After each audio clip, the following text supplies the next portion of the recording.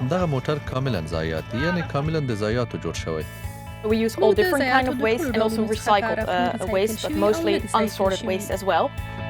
لوکا د هالنډ د ايندهوفن د تخنیکی پوهنتون د محصلینو یوه پروژه ده.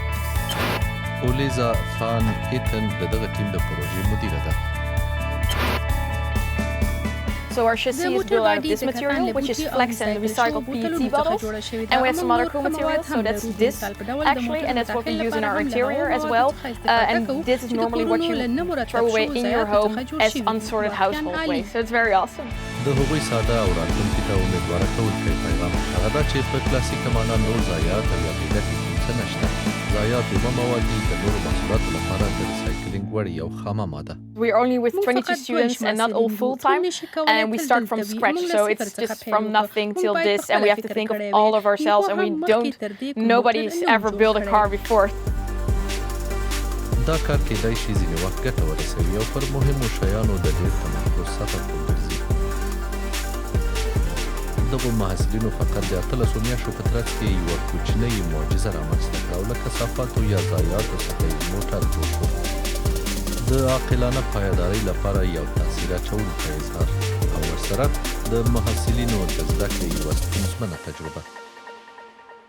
So that's very difficult, of course, but very awesome to do because you learn a lot about it. So that's the upside of course of it. So I open up the hood for you, and you can actually see the Lucas 6 batteries here.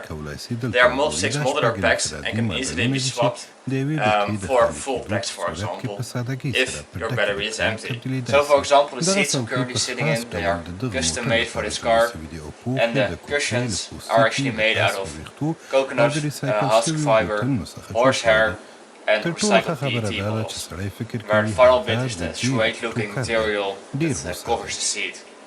I can tell you they are very comfortable.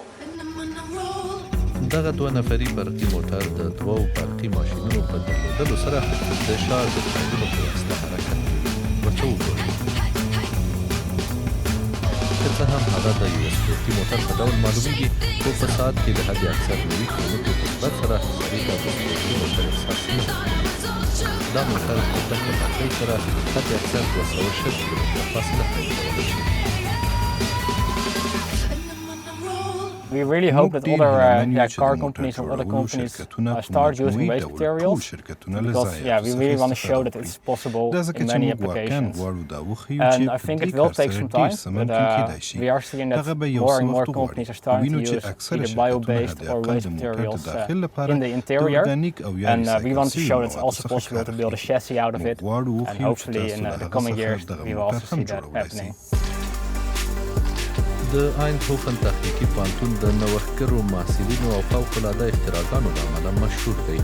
د مثال په ډول دغه پوهنتون اوس د لمریزې انرژۍ څخه په استفادې سره د برقي موټرو یوې بلې پروژې باندې کار کوي.